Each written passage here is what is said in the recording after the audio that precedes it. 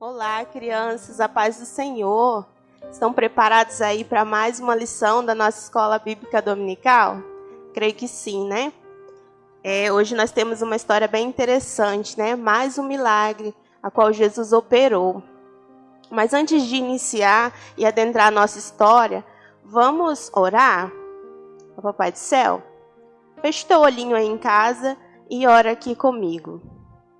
Senhor, meu Deus e meu Pai, Senhor, queremos te agradecer, meu Deus, por mais essa oportunidade de estar aqui, Senhor Jesus, ouvindo mais a Tua palavra, Pai. Senhor, neste momento eu te peço que o Senhor possa abrir a nossa mente, Senhor, o nosso entendimento, para que possamos entender, meu Deus, o que Tu queres falar conosco nesta manhã. Assim te pedimos em nome de Jesus. Amém? Hoje, crianças, vamos para a nossa lição de número 6, a qual tem o título Jesus cura um homem doente, né?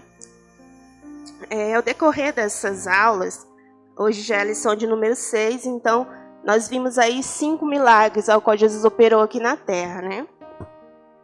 E ao decorrer dessas lições, nós vimos que Jesus, ele nos deixou muitos exemplos, né, de compaixão, de amor ao próximo, e que nós devemos seguir os passos de Jesus, né? E para que nós possamos a cada dia mais seguir os passos de Jesus, nós temos um manual. Esse manual é a nossa Bíblia Sagrada, não é?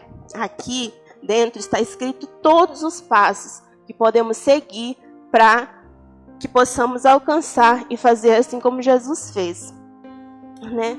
Mas assim, quero falar para vocês assim que a gente já não nasce pronto, a gente não nasce bom, né? Mas quando a gente pede assim para que Jesus ele entre no nosso coração, o Espírito Santo ele começa a fazer uma transformação no nosso ser e nós temos atitudes diferentes a partir desse momento, não é? Mas para isso para que o Espírito Santo comece a fazer essa obra, nós temos que estar muito atentos, com ouvidos abertos para ouvir a voz do Senhor, porque é Ele que nos mostra o que nós devemos fazer certo e errado, né? O que nós não podemos fazer. Então, crianças, a nossa lição, a nossa leitura bíblica, ela está em João 5, do 1 ao 18. E ela começa dizendo que houve uma festa em Jerusalém, uma festa entre os judeus, né? Aqui nós temos a nossa memória em ação, antes de começarmos, né? Vamos lá. O Senhor Deus é bom.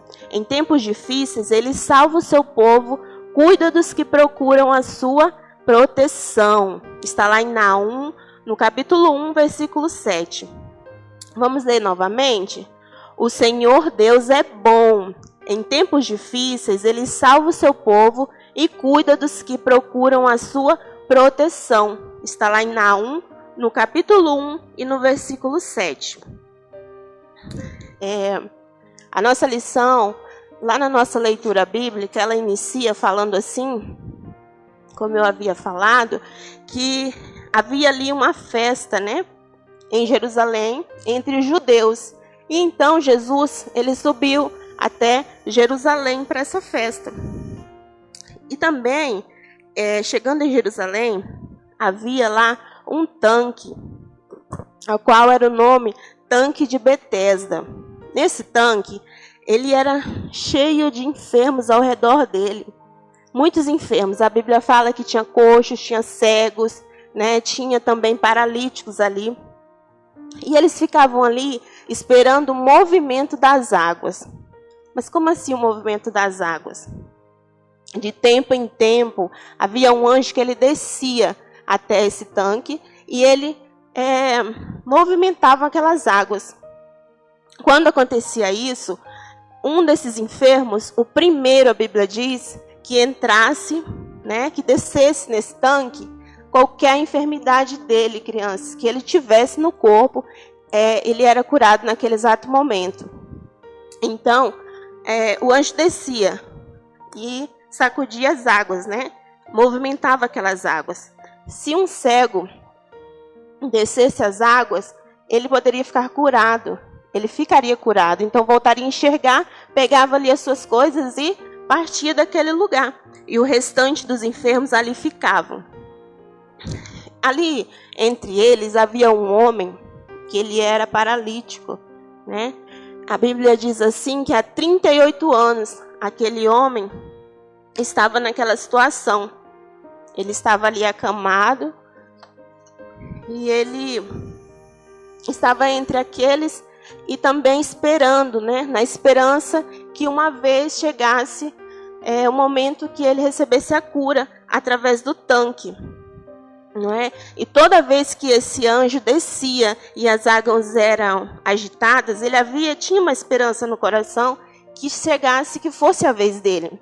Mas toda vez que ele ia meio que engatinhando, meio que se arrastando, chegava próximo a esse tanque, alguém vinha e passava na frente dele. E então ali ele ficava novamente. É como se a possibilidade da cura dele viesse, mas fosse embora, né? E aí, Jesus estava ali naquele lugar e ele resolveu chegar até esse tanque onde se encontravam os enfermos. E então Jesus avistou aquele homem ali no chão, um homem onde todos passavam e deixavam ele meio que desapercebido ali, não davam não prestavam socorro, não ajudavam ele a chegar e a cumprir o objetivo que ele tinha naquele lugar. E Jesus logo se aproximou dele, porque Jesus já sabia da enfermidade que ele tinha, da quantidade de tempo que ele estava com aquela enfermidade. E chegou próximo dele e falou para eles assim: tu queres ficar são? E então ele olhou rapidamente para Jesus, não sabendo o que era Jesus. Então olhou e disse assim: mas Senhor, toda vez eu não tenho ninguém que me leve até esse tanque. Toda vez que eu tento chegar perto, eu tento me aproximar, alguém vem e passa na minha frente. E então Jesus olhou para ele e falou assim: levanta-te, toma a tua cama e anda. E então ele, meio sem entender o que estava acontecendo, mas ele fez o que Jesus mandou.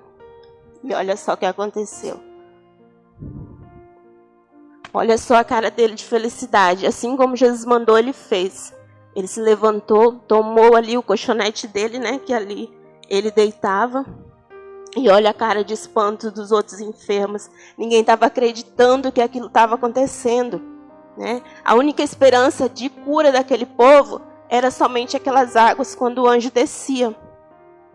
E então a Bíblia fala que esse homem logo ficou são e pegou a cama dele e partiu. E tudo isso aconteceu num dia de sábado. Os judeus, eles tinham umas regras que no dia de sábado não se podia fazer quase nada. E então, quando esse homem estava saindo desse lugar, né, a Bíblia fala que logo ele já pegou tudo e partiu. Ele queria simplesmente era sair dali, né? Porque aquele lugar lhe trazia sofrimento. E então, quando ele estava saindo, os judeus pararam ele e falaram para ele: ei, hoje é sábado, você não pode pegar a sua cama e ir embora. Ele falou assim: mas aquele que me curou falou para mim: pega a tua cama e anda. E eles perguntaram: mas quem que é esse daí que falou isso para você? Toma a tua cama e anda. E ele não sabia responder quem que era, porque ele não conhecia Jesus. E então ele logo foi embora, e Jesus se misturou no meio da multidão, e ele ficou sem saber quem era. Só que a Bíblia fala que logo após, Jesus encontrou esse homem no templo, né? E então falou para ele: tu estás são, não peques mais para que não te aconteça algo pior. Nesse momento que Jesus fala, ele percebeu quem que era que o havia curado lá atrás. E aí ele foi e logo foi anunciar para os judeus quem que foi que tinha curado ele. Então falou para eles que foi Jesus. E aí os judeus passaram a perseguir Jesus, queriam matá-lo, porque eles tinham uma regra do sábado, ninguém fazia nada, e Jesus tinha quebrado aquela regra, né? Jesus tinha curado aquele homem, e então por isso eles o perseguiam.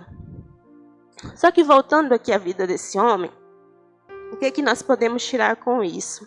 Posso entender com a vida desse homem.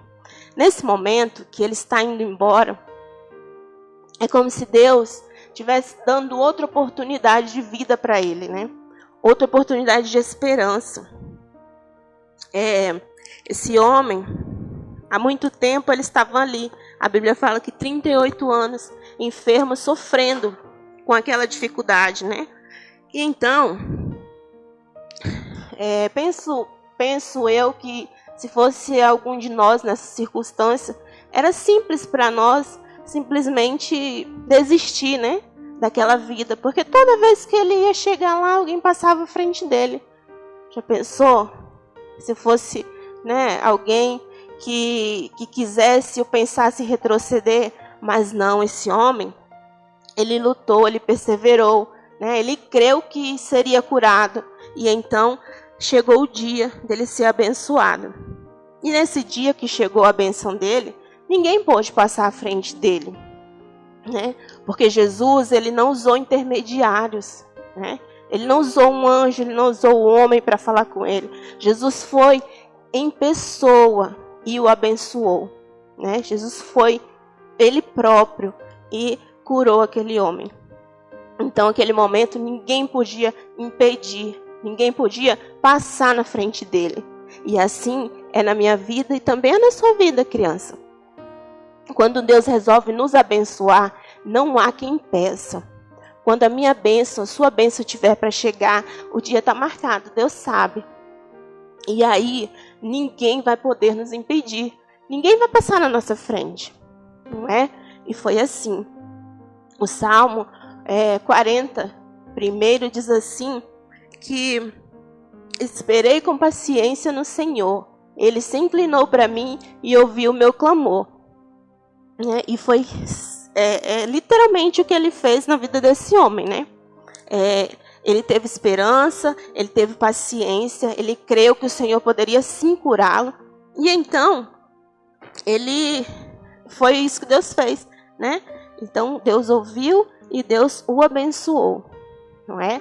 Então, crianças, é que possamos seguir os passos de Jesus. Quando vermos alguém precisando de ajuda, que possamos nós estender a mão e o ajudá-lo, né? Levantar daquela situação difícil que a pessoa se encontra.